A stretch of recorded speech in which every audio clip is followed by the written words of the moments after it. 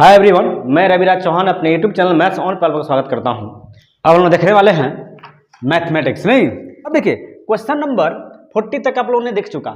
नहीं, अब हम लोग देखते हैं 41। तो देखिए 41 नंबर क्वेश्चन में कहता क्या है, और 41 नंबर क्वेश्चन देखा जाए तो 41 नंबर क्वेश्चन कह रहा है कि 3 वाइन ए बी सी की सांद्रता क्रमशः 10%, 20%, 30% है।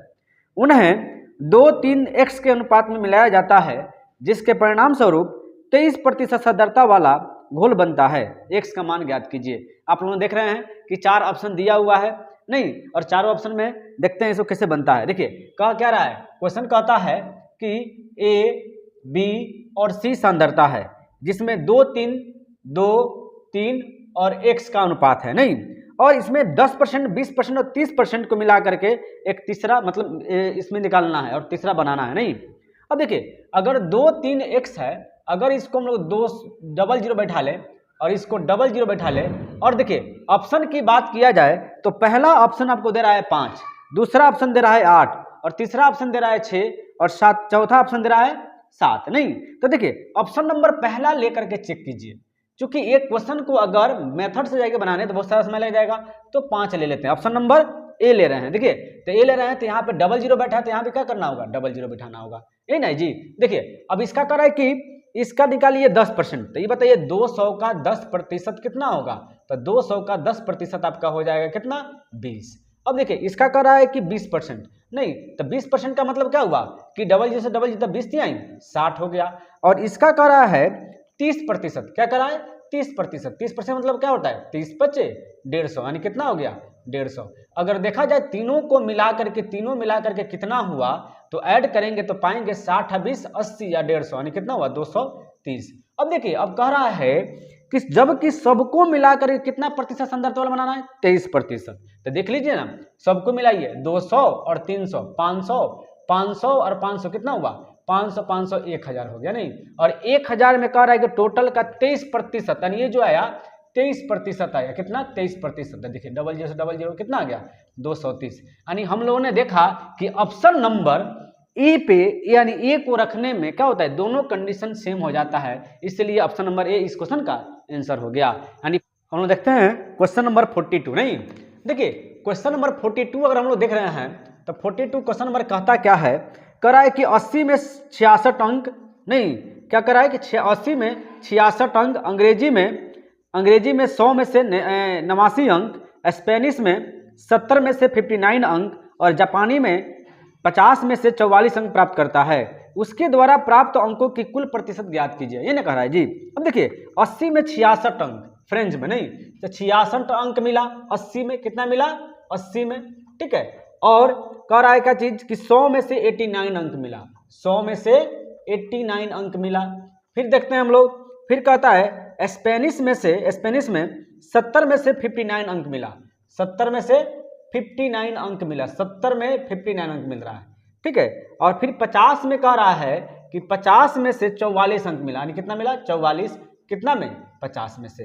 तो कह रहा है उनके द्वारा प्राप्त किए गए कुल अंकों का प्रतिशत ज्ञात कीजिए। जब ऐसा क्वेश्चन कभी मिले तो ऐसा ही लिखेंगे एकदम। देखिएगा 80 में 66, 100 में 89, 70 में 59, 50 में 44, और इसका परसेंटेज पूछ रहा है, इसलिए क्या करना होगा, परसेंटेज में निकालना है, तो इसलिए इंटू 100 करना होगा। अब देखिए जब इसको ऐड कीजिएगा तो पाइएगा आप कि 9, 4, 13, 13 और 9 22, 22, 6, 28 के 8 हाथ में 2, 4 2, 6, 6 5 11, 11 8 19, 19 6 25, यानी 258 हो गया। नहीं, और इसको ऐड करेंगे तो देखिए 7 5 12, 120, 120 में 80 जोड़िएगा तो 200, 201, 300, कितना हो गया 300 इंटू क्या हुआ 100। डबल जीरो से डबल जीरो कट गया, 3 से काटिएगा, 8 3 का 24, 3 से 18, यानी 86% क्या हो गया, इस क्वेश्चन का आंसर हो जाएगा। ऑप्शन की बात किया जाए तो ऑप्शन नंबर 4 हो गया।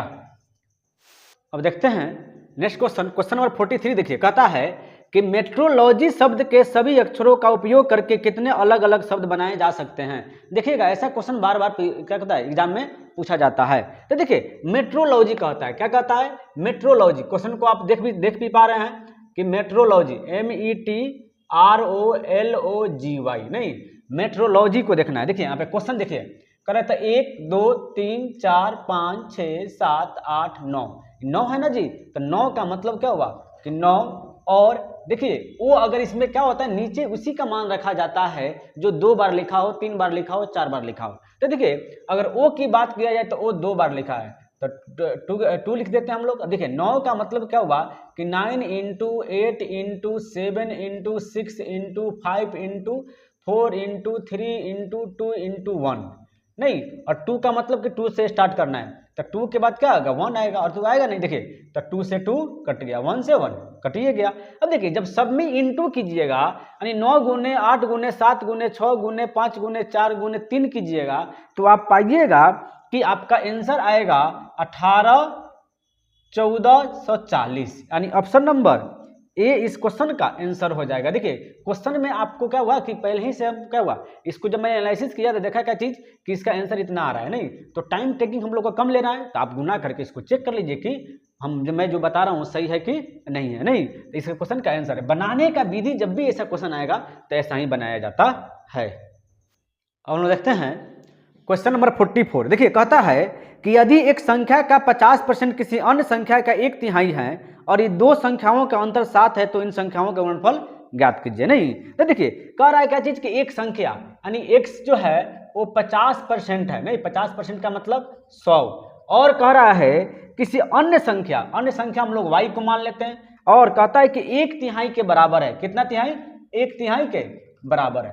अब देखिए 50 से काटेंगे 50 दूना 100, यानी x देखिए इधर गुना में इधर आ गया तो भाग में कितना हो गया 2 एकम 2 और बट्टा में 3। अब देखिए अगर अब देखा जाए तो पहली संख्या यानी पहला संख्या और दूसरी संख्या के बीच का अंतर अगर देखा जाए तो 2 और 3 का अंतर कितना दिया हुआ है जी 1, और क्वेश्चन में कितना कर रहा है कि इन संख्याओं का अंतर 7 है। क्या है? 7 है। तो 1 का वैल्यू क्या हुआ जी 7, तो पहली संख्या क्या हो जाएगा 7 दूना 14, और दूसरी संख्या क्या हो जाएगा 7 3 का 21, और 14 गुने 21 में जब गुना किया जाए तो पाइएगा कि 14 एकम 14 के 4 14 9 28 है 29, यानी 294 इस क्वेश्चन का आंसर हो जाएगा। ऑप्शन की बात किया जाए तो ऑप्शन नंबर 3 हो गया, यानी 44 का आंसर 3 हो गया। देखिए अब हम लोग देखते हैं क्वेश्चन नंबर 45 को आप देख पा रहे हैं कि इस 45 में ग्राफ दिया हुआ है, नहीं क्या दिया हुआ है ग्राफ दिया हुआ है, और ग्राफ में हम लोग देखते हैं कि इस ग्राफ में क्वेश्चन क्या कैसे पूछा जाता है। तो कह रहा है कि 45 नंबर ग्राफ में देख करके बताइए कि ए बी तथा सी द्वारा बेचे गए टिकटों की संख्या कुल संख्या क्या है। क्या कर रहा है 45 में कि ए बी सी के द्वारा कुल टिकट। देखिए जब देख पा रहे हैं कि ए कितना बेचा है तो ए 16 बेचा है। कितना बेचा है 16 बेचा है, और बी कितना बेचा है तो बी कह रहा है कि 8 हम बेचे हैं। कितना 8 बेचे हैं, और फिर सी कितना बेचा है तो सी 20 बेचा है। कितना 20। देख रहे हैं ग्राफ को आप। अब देखिए कह रहा है क्या चीज कि टोटल को बताइए कि कुल टिकट बेचे गए टिकटों की कुल संख्या क्या है, तो ऐड कर दीजिए ना 16 8 24, 24 में 20 जोड़िएगा तो कितना हो गया 44, यानी अगर ऑप्शन की बात किया जाए तो ऑप्शन नंबर 2 इस क्वेश्चन का आंसर हो गया। देखिए अब 46 देख लेते हैं, ग्राफे पे ही है ना। तब कह रहा है कि 46 में किस विद्यार्थी ने सबसे कम टिकट बेचा, किस विद्यार्थी ने सबसे कम टिकट बेचा। अगर देख पाते हैं हम लोग तो सबसे कम वाला ग्राफ में अगर देखते हैं तो देखिए सबसे कम वाला डी है। कौन है? डी है, यानी 46 का क्या हो जाएगा डी आंसर हो जाएगा।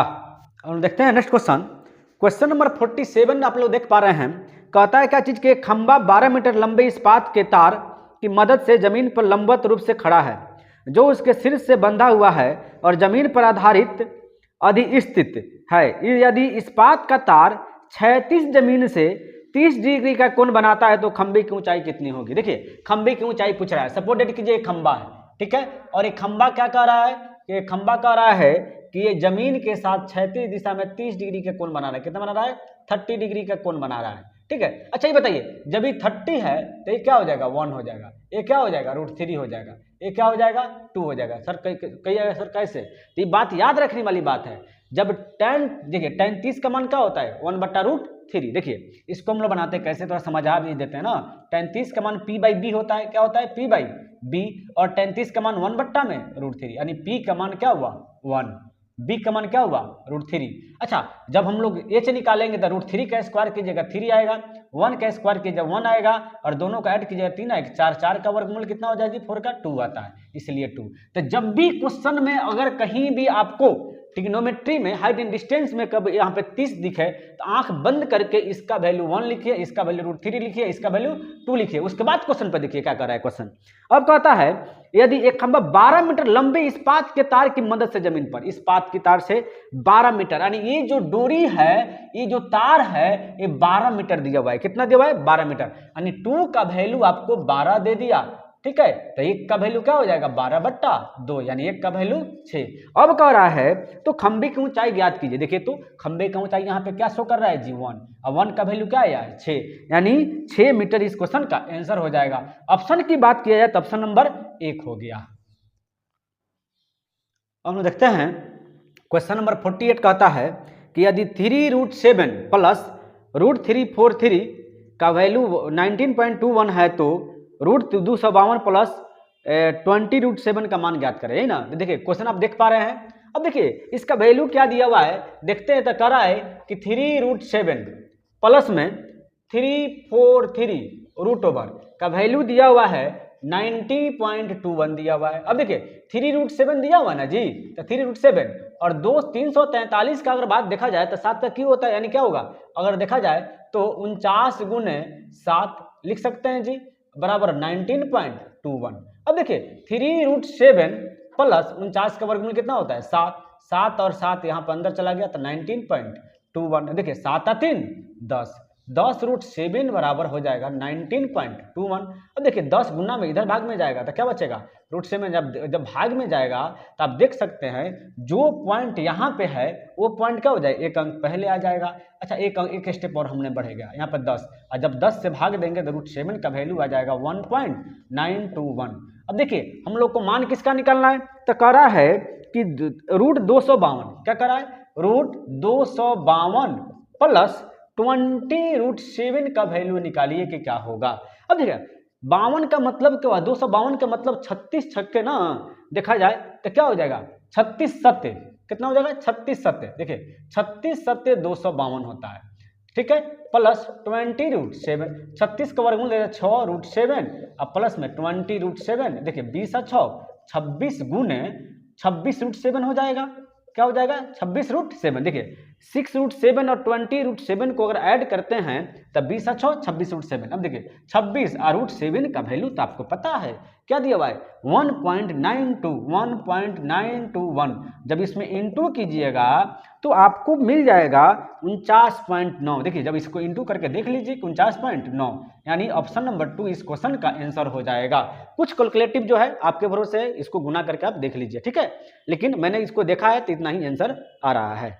समय के बचत के कारण हम लोग क्या करते हैं, इसको डायरेक्ट में लिख लेते हैं। देखिए आप देख पा रहे हैं 49 नंबर क्वेश्चन। देखिए 49 नंबर क्वेश्चन कहता क्या है कि नीचे दी गई आकृति में कोण OAB का मान डिग्री में ज्ञात कीजिए, और पिक्चर दिया हुआ है, 4 ऑप्शन दिया हुआ है। नहीं तो देखिए कहने का मतलब है अगर देखा जाए कि 15 डिग्री दिया हुआ है, देखिए अगर परिधि का कोण 15 डिग्री है तो आधार का कोण कितना होगा? तो सबको पता है कि आधार का कोण, केंद्र का कोण जो होता है परिधि के कोण से क्या होता है? दुगुना होता है। अगर ये 15 डिग्री तो कितना हो गया? 30 डिग्री, ये नहीं जी 30 डिग्री। अच्छा OA अगर देखा जाए OA बराबर OB लिख सकते हैं, बिकॉज OA और OB क्या है? AB ये क्या है? मतलब त्रिज्या है, और त्रिज्या भी देखिए आपस में बराबर है, और आपको पता है कि जिसकी भुजाएं आपस में बराबर उनके कोण भी आपस में बराबर होंगे। मतलब और OA के सामने देखा जाए, OA के सामने तो कोण एंगल B है, और OB के सामने देखा जाए तो OB के सामने एंगल A है, यानी एंगल A बराबर एंगल B हो गया। नहीं अब देखिए अगर इसको देख लिया जाए, थोड़ा सा ध्यान से देखा जाए तो AOB क्या है जी? त्रिभुज है। OAB क्या है? तो त्रिभुज है। नहीं, और त्रिभुज के तीनों कोणों का योग कितना डिग्री होता है? 180 डिग्री। अब बताइए अगर ये 30 डिग्री है तो angle A plus angle B plus angle O के जगह पे तो 30 रख देते हैं, इक्वल टू 180। नहीं और 30 प्लस में यहाँ पे 30 है इधर, तो इधर कहता क्या हो जाएगा? प्लस में इधर जाएगा तो माइनस में आ जाएगा, यानी angle A plus angle B बराबर क्या हो जाएगा? तो हो जाएगा 180 में से प्लस में 30 माइनस में गया तो क्या बचेगा? 180 में से 30 गया तो 150 बच गया, यही ना बचा जी? 150 बचा। अच्छा ये बताइए एंगल A और एंगल B इक्वल है, देख लीजिए एंगल A और एंगल B इक्वल है। अगर एंगल A x है तो एंगल B भी क्या है? x है, यानी कितना होगा? 150 x 2x बराबर क्या होगा? 150। 2 से काट दीजिए ना, x बराबर क्या हो गया? 75 डिग्री, यानी x का मान तो निकालना था, ठीक है। और ऑप्शन की बात किया जाए तो ऑप्शन नंबर 3 इस क्वेश्चन का आंसर हो गया।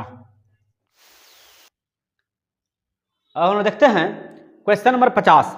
कहता है कि त्रिभुज पी क्यू आर में शीर्ष क्यू पर समकोण है। नहीं देखिए क्वेश्चन आपको दिख रहा है, तो कोण क्यू पर जो क्या है ये समकोण है।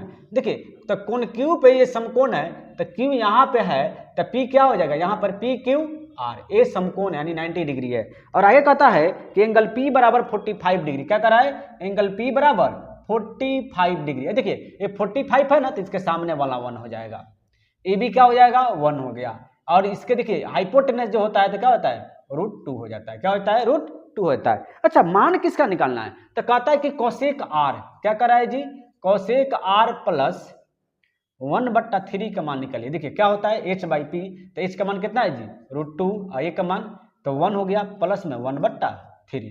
अब देखिए हम लोग क्या करते हैं, इसको एलसीएम लेंगे, तो एलसीएम क्या हो जाएगा 3, और 3 में 2 से गुनेगा 3 2 और प्लस में 1 का 1। अब देखिए 3√2 नहीं 3√2 प्लस 1/3, अगर ऑप्शन की बात किया जाए तो ऑप्शन नंबर 3 इस क्वेश्चन का आंसर हो गया। हम लोग देखते हैं क्वेश्चन नंबर 51। कह रहा है कि रुपए 5000 कीमत वाला एक खराब टेलीविजन 50% हानि पर बेचा जाता है। यदि कीमत को आगे 50% और घटा दिया जाए तो विक्रय कीमत कितनी है। अब क्वेश्चन को आप देख पा रहे हैं। देखिए अब क्वेश्चन को देख पा रहे हैं तो देखते हैं हम लोग क्वेश्चन नंबर 51 में कहता है कि किसी की कीमत 5000 रुपया है और उसमें उसने क्या किया कि 50% हानि पर बेचा। ये बताइए 50% का मतलब क्या होता है, आधा। 50% का मतलब क्या होता है 1/2 नहीं, तो 5000 का आधा कितना होगा जी 2500, यानी 2500 पे उसने बेचा। ये ना कह रहा है जी 2500 पे क्या किया उसने बेचा। यदि कीमत में आगे 50% और घटा दिया जाए, अब कह रहा है कि इतना कीमत घटाने के बाद भी 50% और घटाइए, यानी इसमें 50% और है, 50% का मतलब 1/2 कीजिए। अब 2500 के आधा करेंगे तो क्या पाएंगे हम लोग 1250, क्या पाएंगे सर 1250। अब इसको कितना बेचना पड़ेगा 1250 में, तो वही तो पूछ रहा है कि घटा हुआ मैंने कीमत बताइए क्या होगा लास्ट में, तो ऑप्शन नंबर 2 इस क्वेश्चन का आंसर हो गया। इतनी इजी क्वेश्चन पूछा हुआ है, बताइए। अब देखते हैं हम लोग नेक्स्ट क्वेश्चन नंबर 52 कहता है। देखिए क्वेश्चन नंबर 52 क्या कह रहा है, कहता है कि एक पंसारी रुपये 18 प्रति दर्जन पर 10 दर्जन अंडे थोक बाजार में खरीदता है। इनमें से 10 अंडे टूट पाते हैं और उन्हें फेंकना पड़ता है। यदि वह परिवहन पर 24 रुपया खर्च करता है तो उसे प्रति अंडा किस कीमत पर बेचना चाहिए जिससे उसे 10% का लाभ हो। आप क्वेश्चन देख पा रहे हैं। देखिए अब कहता है क्या चीज की, देखिए सबसे पहले एक दर्जन में बताइए कितना होता है अंडा, एक दर्जन में 12 अंडे होते हैं। इसने कितना दर्जन अंडे खरीदा है जी 10 दर्जन अंडे खरीदा है, यानी कितना अंडा खरीदा 120 अंडा। अब देखिए 120 अंडा इसने खरीदा जिसमें से 10 अंडे टूट गए। अब बताइए 10 अंडे टूट गए, अब तो कोई काम का नहीं हुए, कितना अंडे बच गए 110। अब आपको जो सीपी निकालनी होगी तो कितना अंडे का निकालिएगा जी 110 अंडा का ना, 10 तो आपका रास्ते में फूट गया नहीं, तो 110 को ना अंडा बचा, तो 110 अंडा का सीपी अगर देखा जाए तो अब कह रहा है कि उस पर 24, देखिए 10 अंडे टूट गए किस रुपए के भाव से 18 रुपया के भाव से। किस हिसाब से खरीदे थे आप 18 रुपया प्रति दर्जन, यानी एक दर्जन का मतलब 12 अंडे का दाम 18, तो देखिए एक अंडे का दाम कितना 18/12, यही ना होगा जी। अब कहता है कि इस पे 24 रुपया खर्चा भी दिए। सबसे पहले इसको हम सोल्व करते तो पाते हैं 6 से 6 3 का 18, 6 दूना 12, 2 से 55 दूना 110, 55 तीना 165 रुपया हो गया क्या चीज इसका सीपी। अब अच्छा आपने तो 165 रुपया आपका सीपी बन रहा है, लेकिन इसको लाने में भी आप 24 रुपया परिवहन खर्चा दिए, तो भी तो जुड़िएगा ना सीपी पर, तो कितना 189 हो गया आपका टोटल सीपी।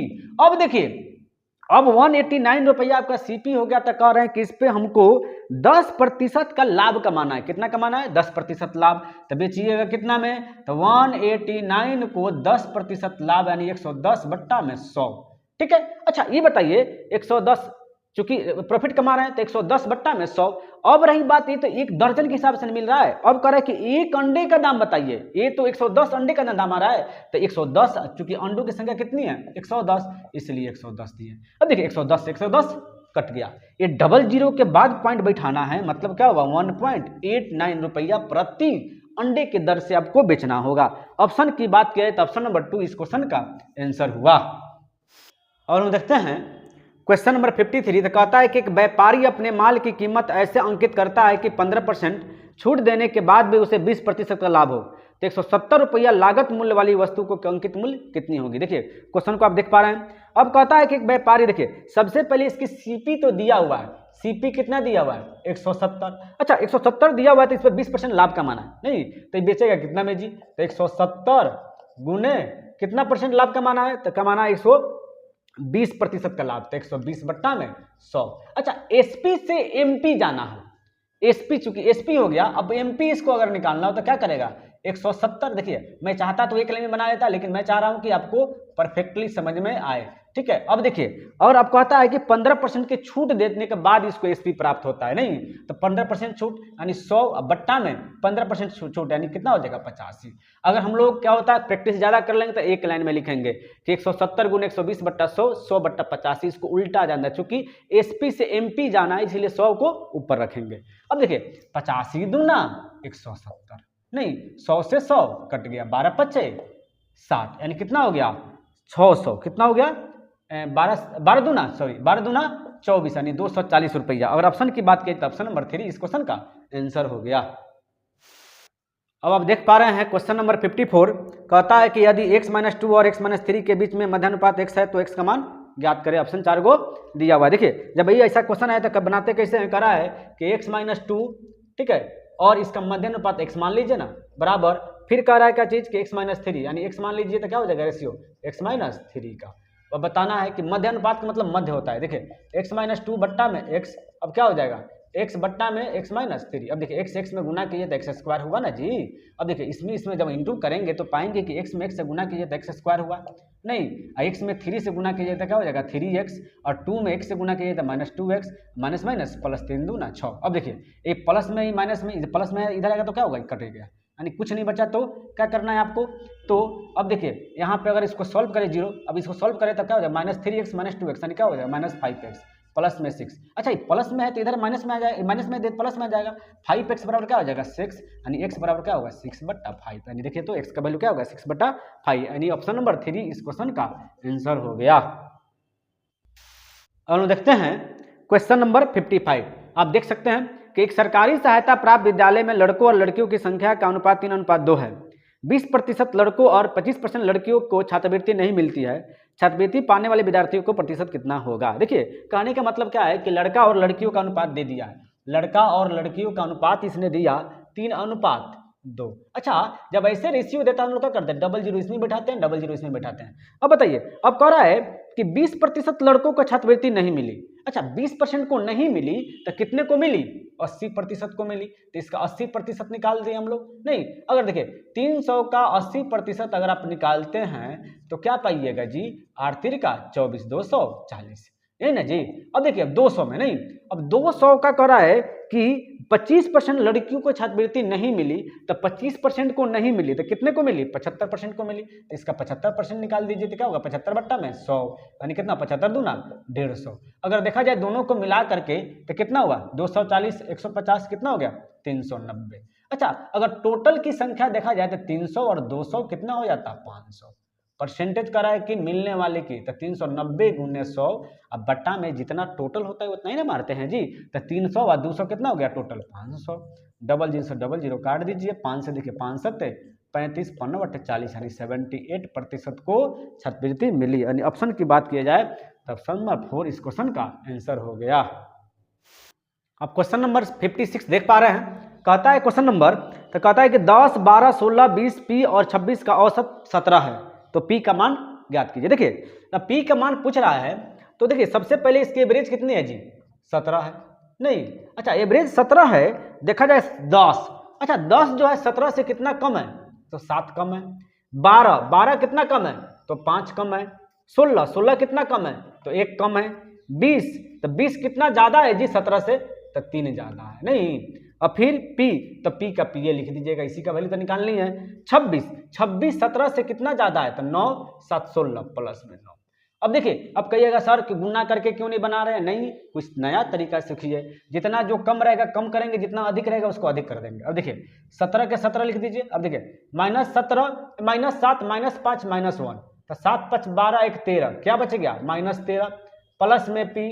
अब देखिए यहाँ पे 9 और 3 12 प्लस में 12, यही ना जी, प्लस में 12। अब देखिए 17, अच्छा 13 में से 12 चला जाएगा तो क्या बचेगा आपको, चूंकि -1 बचेगा, क्या बचेगा -1 प्लस में p। अच्छा माइनस में इधर आएगा तो प्लस में 17 + 1 बराबर p, यानी p का वैल्यू क्या हो जाएगा, p बराबर हो जाएगा 17, 1 18। इस क्वेश्चन का आंसर होगा। देखिए एकदम बेहतरीन तरीके से गुना उना कहीं कुछ नहीं करना क्या है, जितना कम रहे उसको, जितना ज्यादा रहे उसको, उसका अंतर निकाल के माइनस में है तो माइनस में है तो प्लस में आएगा, प्लस में है तो माइनस में आएगा, आंसर आ जाएगा।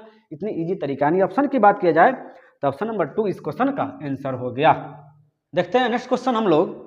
क्वेश्चन नंबर 57 कहता है कि एक व्यक्ति ने साधारण ब्याज पर कुछ धन राशि उधार ली, 3 वर्षों के बाद उसने ऋणदाता को 4/3 धन राशि वापस कर दी, ब्याज की दर ज्ञात कीजिए। ये ना कह रहा है जी क्वेश्चन, 4 ऑप्शन दिया हुआ है, क्वेश्चन आप देख पा रहे हैं। तो कहता है क्वेश्चन कि 4/3 हो जाता है, नहीं 4/3। देखिए 3 से 4 हो गया, 3 तो आपने प्रिंसिपल दिया और 4 हो गया, मतलब क्या हुआ, अमाउंट हो गया, ये नहीं जी।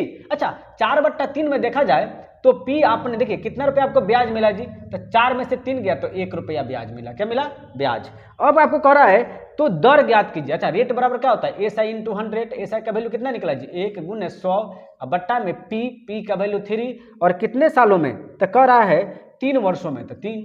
अब देखिए क्या हो जाएगा 100 बट्टा में 3 3 का 9, यानी 11 होल 1/9% इस क्वेश्चन का आंसर हो गया। ऑप्शन की बात की जाए तो ऑप्शन नंबर 2 इस क्वेश्चन का आंसर हुआ। देखते हैं हम लोग नेक्स्ट क्वेश्चन।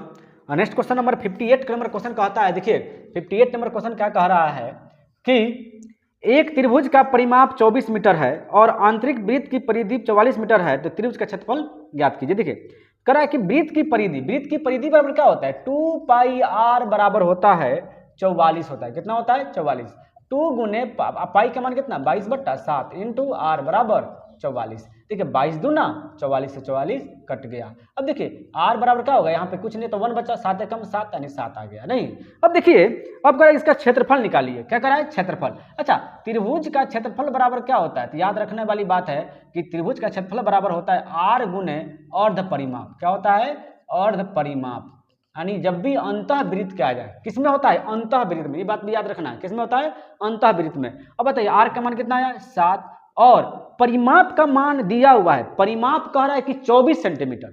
ये बताइए अगर परिमाप 24 मीटर है तो अर्ध परिमाप कितना हुआ, अर्ध परिमाप तो आधा, तो 24 का आधा कितना होता है, तो 12, तब 12 7 84, यानी 84 इस क्वेश्चन का आंसर हो गया। और ऑप्शन की बात की जाए तो ऑप्शन नंबर 4 इस क्वेश्चन का आंसर हुआ।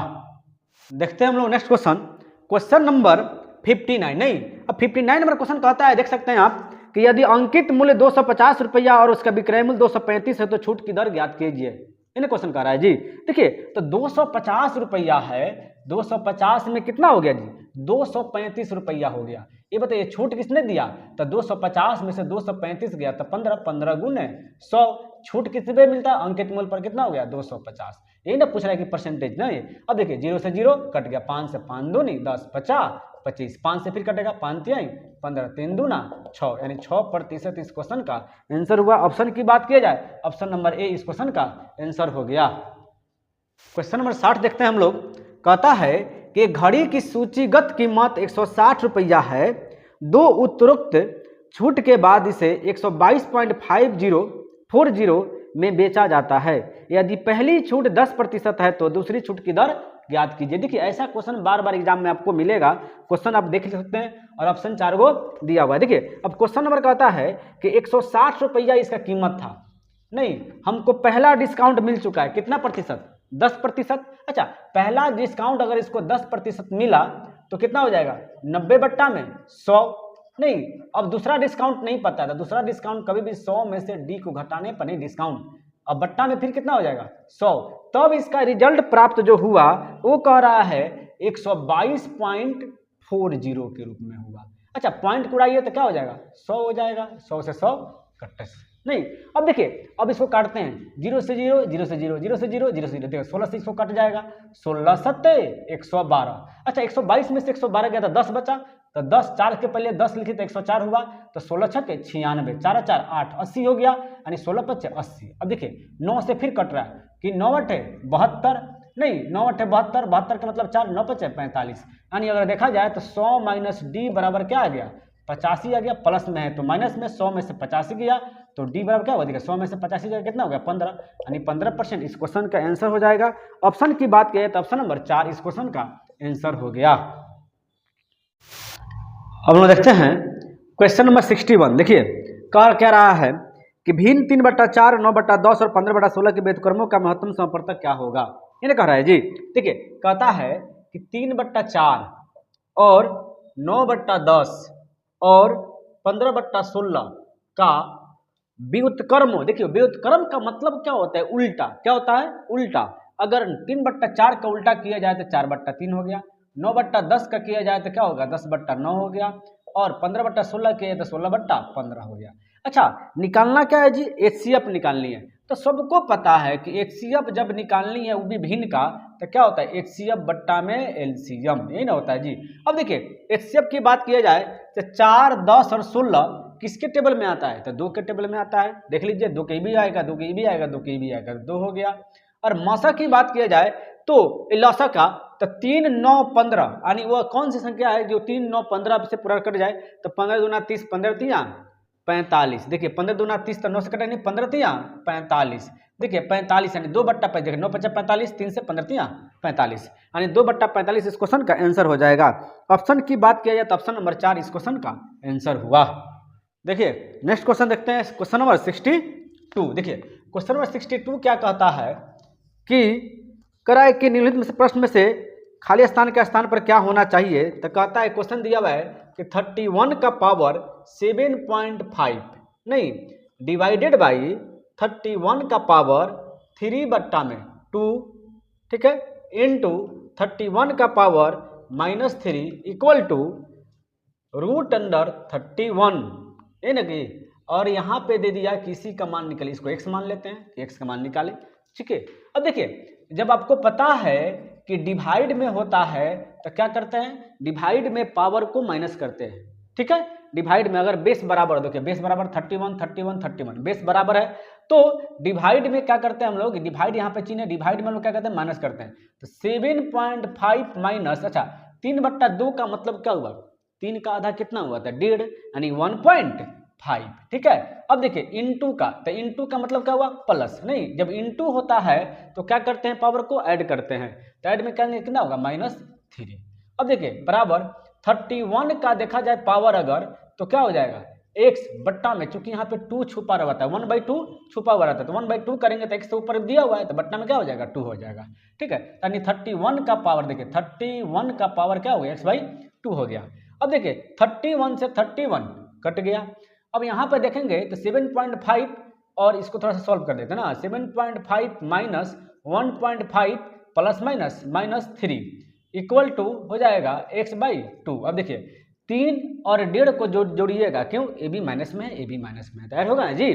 तो 7.5 में से माइनस चल गया 3 1 4, यानी 4.5 इक्वल टू x/2।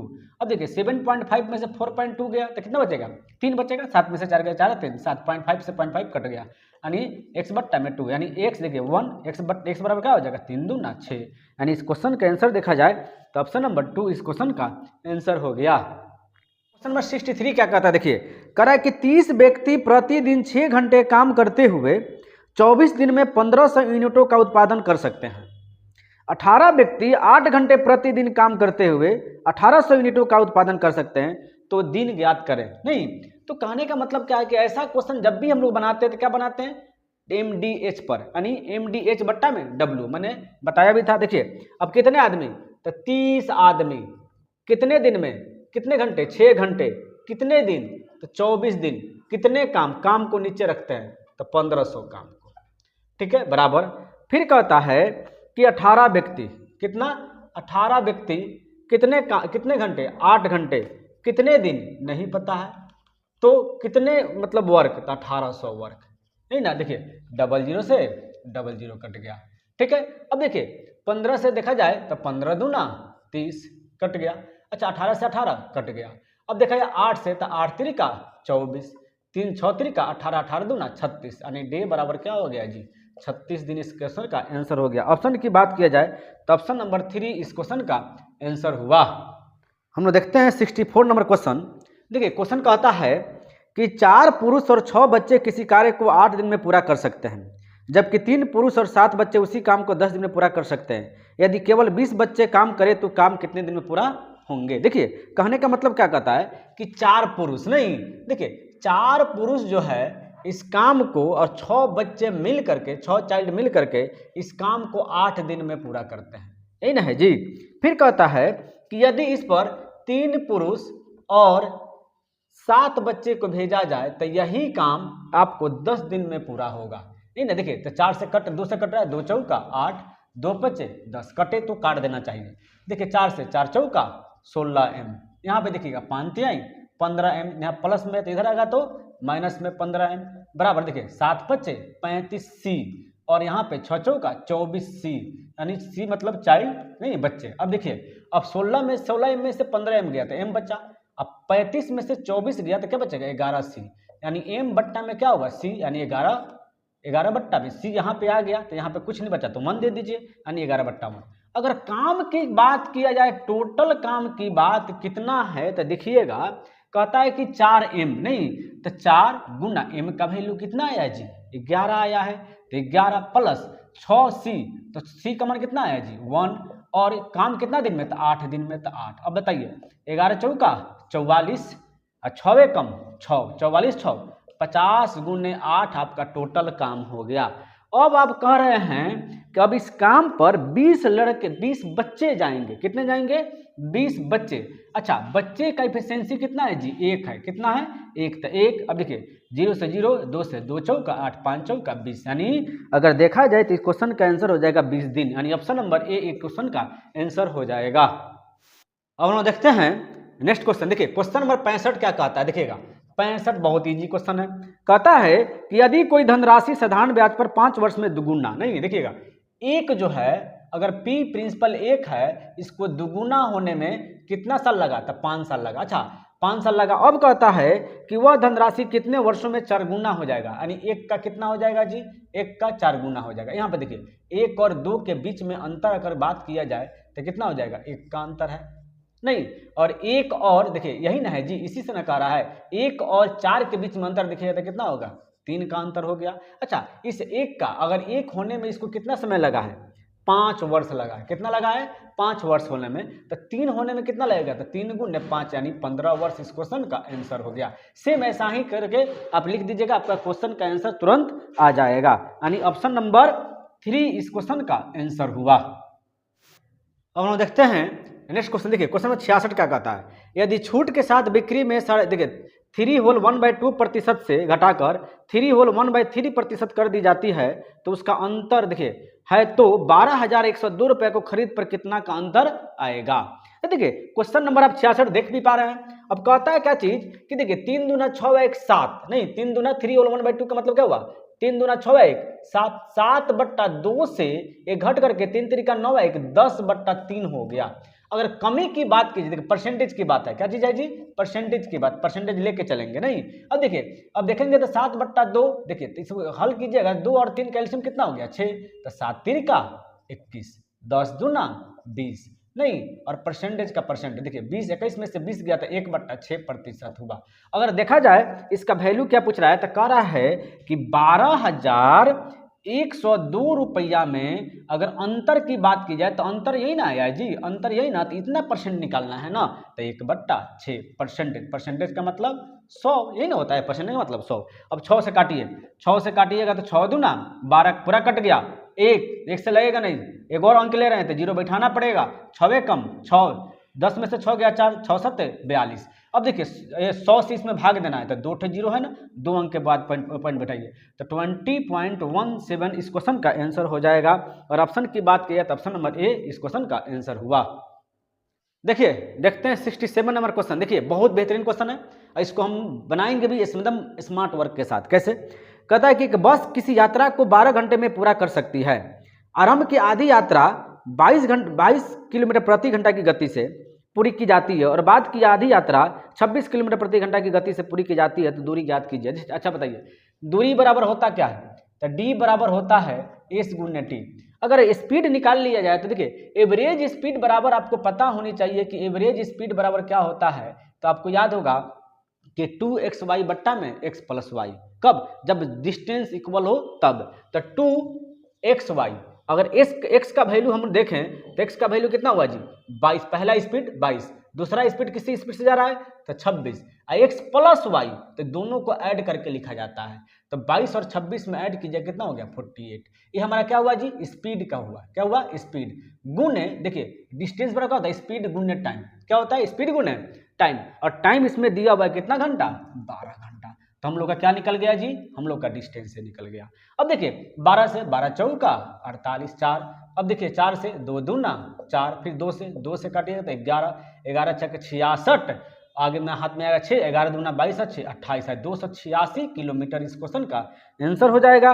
ऑप्शन की बात करें तो ऑप्शन नंबर 3 इस क्वेश्चन का आंसर हो गया। देखिए इसी क्वेश्चन में कितने एक्स मान के बनाते हैं, एक्स मान के नहीं बनाना। ऐसे क्वेश्चन जब बराबर डिस्टेंस आए तो 2xy plus x plus Y करके आपको क्या हो जाएगा? स्पीड निकल जाएगा। अब बट्टा में टी कर दीजिए, आपका आंसर क्विक मिल जाएगा।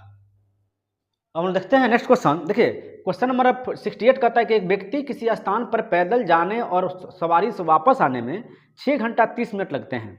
यदि वह दोनों तरफ सवारी से जाता तो 2 घंटा 10 मिनट बच जाते हैं। तो वह दोनों तरफ पैदल जाता है तो उसे कितना समय लगेगा? देखिए एक व्यक्ति है जो पैदल जाता है, यानी पैदल जाता है, सवारी से वापस आता है, कार से वापस आ गया, तो 6 घंटा 30 मिनट उसको लगा। 6 घंटा 30 मिनट के समय लगा, यही ना जी? 6 घंटा 30 मिनट। अब देखिए यदि वह दोनों तरफ सवारी से जाता, अगर कार प्लस कार से जाता तो उसको 2 घंटा 10 मिनट की बचत हो जाती। ये बताइए 6 घंटा 30 मिनट में जा रहा है, कह रहा है कि 2 घंटा 10 मिनट की बचत हो जाती, तो 6 में से 2 गया तो कितना बचेगा? 4 घंटा। नहीं, अब फिर कह रहा है कि 2 घंटा 10 मिनट, तो 30 में से 10 मिनट घटा दीजिए तो कितना हो गया? 20 मिनट। अच्छा अगर देखा जाए तो यहाँ पे गया और वापस है कितना? 4 घंटा 20 मिनट, नहीं गया और वापस। अब कहता है कि यदि वह दोनों तरफ पैदल जाता तो उसे कितना समय लगता? यदि वह दोनों तरफ पैदल जाए, देखिए अगर यहाँ पे 4 घंटा 20 मिनट हुआ एक तरफ से, ठीक है, यानी गया और वापस आया, तो कह रहा है कि 2 घंटे 10 मिनट बच जाते यदि वह दोनों तरफ पैदल जाता। अब देखिए अगर आपको कार का निकल जाए तो आराम से निकाल सकते हैं। तो एक कार का एक तरफ से निकालिए ना जी, तो सी और सी कितना होता है? 2c। तो 2c बराबर आ गया है 4 घंटा 20 मिनट, तो 1c बराबर क्या हो जाएगा? तो 1c यहाँ पे देखिए 2 से जब भाग दीजिए तो 2 घंटा क्या हो जाएगा? 2 घंटा 10 मिनट हो जाएगा। कितना हो गया? 2 घंटा 10 मिनट। अच्छा c का वैल्यू, अगर कार का वैल्यू 2 घंटा 10 मिनट है और जबकि पैदल और कार का वैल्यू 6 घंटा 30 मिनट है, तो सिर्फ पैदल का वैल्यू क्या होगा? तो 6 घंटा 30 मिनट में से 2 घंटा 10 मिनट घटा दीजिए, तो देख लीजिए ना, 6 घंटा में से 2 घंटा गया तो 4 घंटा बचा, और 30 मिनट में से 10 मिनट गया तो कितना बचेगा? 20 मिनट बचा। अच्छा एक तरफ ना जी, अब करा कि दोनों तरफ, तो गुना 2 कर दीजिए, तो 2 की जगह तो कितना हुआ? 4 दूनी 8 घंटा 20 दूना 40 मिनट लगना चाहिए समय, यही ना होना चाहिए। तो ऑप्शन की बात किया जाए तो ऑप्शन नंबर 3 इस क्वेश्चन का आंसर हो गया। देखते हैं हम लोग नेक्स्ट क्वेश्चन। क्वेश्चन नंबर 69 क्या कहता है? देखिएगा 69 नंबर क्वेश्चन क्या कहा इसने? कहता है कि एक विद्यालय में 40 विद्यार्थियों का औसत भार 52 kg है। देखिए 40 विद्यार्थियों का औसत भार की बात किया जाए तो कितना kg है? 52 kg है। कितना? 52 kg है। देखिए 52 kg इसका एवरेज आ गया, नहीं 52 kg। अब कहता है यदि शिक्षक का भार शामिल कर दिया जाए, ये बताइए पहले संख्या कितना था जी? 40, अब कितना हो गया? 41। अब कह रहा है तो औसत भार में 50 यानी 500 ग्राम की वृद्धि हो गई। अच्छा 500 ग्राम की अगर वृद्धि हो रही है मतलब टोटल पे हो रही है, तो टोटल का मतलब कितना? 41। अच्छा 41 गुने अगर 500 ग्राम से गुना किया जाए तो ये बताइए कितना होगा? तो 41 का मतलब देखिए 20 दूना 40, नहीं तो 20 kg तो पूरा परफेक्ट हो गया, 20 kg पूरा परफेक्ट, 20 दूना 40, 40 आदमी का 20 kg हो गया, चूंकि आधा आधा kg, और फिर क्या हुआ? 0.5 आ गया, नहीं यानी 20.5 kg लिख सकते हैं आप, 20.5 kg लिख सकते हैं। पहले एवरेज कितना था जी? 52, अब इसमें कितना बढ़ गया? तो 20.5, यानी दोनों को ऐड कर दीजिए, कितना हो गया? 72.5 kg इस क्वेश्चन का आंसर हो जाएगा। एकदम इजी क्वेश्चन है, ऑप्शन नंबर 4 इस क्वेश्चन का आंसर हो गया। देखिए अब हम लोग देखते हैं, कहता है कि दिए गए आंकड़ों का बहुलक निकालिए। अच्छा बहुलक मतलब क्या होता है? सर्वाधिक बराबरता वाला वर्ग, जो सबसे ज्यादा बार आता है उसी को बहुलक कहते हैं, उसी को मोड कहते हैं। अब देखते हैं इस क्वेश्चन में, देखिएगा 21, 15, 16, 48, 6, 15, 14, 16, 6, 5, 15, 16, 21, 6, 15, 43। देखिए सबसे ज्यादा बार कौन आ रहा है, तो क्वेश्चन को ध्यान से देखिएगा तो 15 4 बार आया। देख लीजिए 15 कितना बार आया है, 4 बार आया है। अच्छा अब 16 पे किसी किसी बच्चे का डाउट है, तो 16 देख लीजिए ना, 1 बार 2 बार 3 बार है। कितने बार आया है, 16 3 बार आया है। तो सबसे ज्यादा बार कौन आ रहा है, तो देख लीजिएगा 15 1 बार 2 बार 3 बार 1 4 बार। कितने बार आ रहा है, 15 4 बार आ रहा है, इसलिए 15 इस क्वेश्चन का आंसर हो जाएगा। ऑप्शन की बात करें तो ऑप्शन नंबर 3 इस क्वेश्चन का आंसर हो गया। देखिए मेरी प्रयास यही थी कि आपको जो है ना ऐसा वीडियो लाएं, ऐसा मतलब लेकर के आएँ कि जो आपको प्रैक्टिस सेट पूरी तरीके से कंप्लीट हो। आज मैंने किरण पब्लिकेशन का पहला सेट का उसको मैथमेटिक्स को मैंने पूरा फुल सॉल्यूशन दिया है। इसी प्रकार हम करेंगे क्या चीज़ कि सेट वाइज टोटल आपको प्रैक्टिस सेट करवा देंगे, और रोज के रोज एक प्रैक्टिस सेट लगाना तो जरूरी है क्या, और उस पर ऐसे लगाना जरूरी है कि उस पर डिस्कशन भी होना जरूरी है कि चारों ऑप्शन पे डिस्कशन किया जाए। हालांकि मैथमेटिक्स था इसलिए मैंने चारों ऑप्शन पे डिस्कशन नहीं किया। जब मैथमेटिक्स का आपके पास जब रीजनिंग का आएगा, रीजनिंग करें जीके का जब आएगा तो चारों सेक्शन पे चारों ऑप्शन पे डिस्कशन के साथ आएगा। ठीक है, तो अगर मेरे वीडियो का कंटेंट अच्छा लग रहा है तो लाइक कीजिए, कमेंट कीजिए, सब्सक्राइब कीजिए और शेयर जरूर से जरूर कीजिए। Thank you.